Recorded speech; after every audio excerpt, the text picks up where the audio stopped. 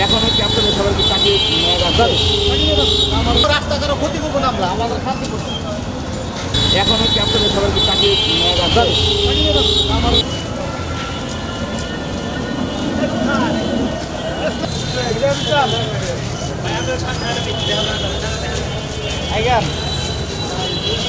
Jail খেটে অত্যন্ত দুর্বিষহ জীবনযাপন করতেছি।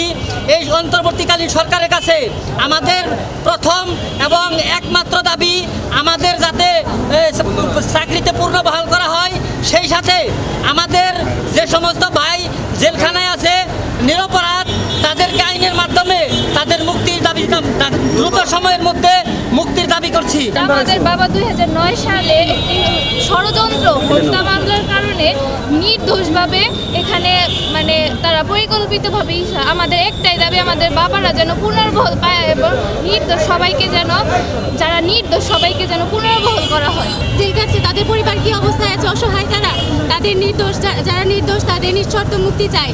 যারা বিডিআর সদস্য আছেন যাদেরকে বিনা দোষে চাকরিচ্যুত করা হয়েছে তাদের সকলের চাকরি ফেরত চাই আমরা, পুনর্বহাল আমাদের একটাই দাবি।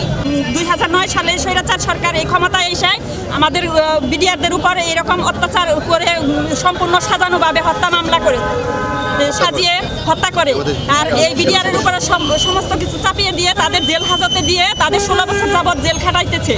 আর বিনা দোষে তারা এখনো জেলে আছে, তাদের মুক্তি চাই। আর তাদের হলো তাদের চাকরিতে পূর্ণবহাল চাই।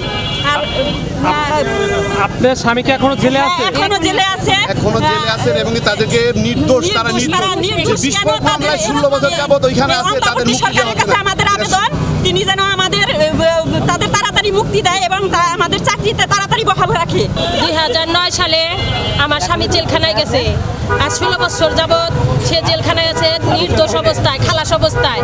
এখন তার মুক্তির জন্য আমরা আবেদন করি। অন্তর্বর্তী সরকারের কাছে আমাদের এইটাই অনুরোধ, সেজন্য আমাদের মুক্তি এবং চাকরিতে পূর্ণবহাল করে।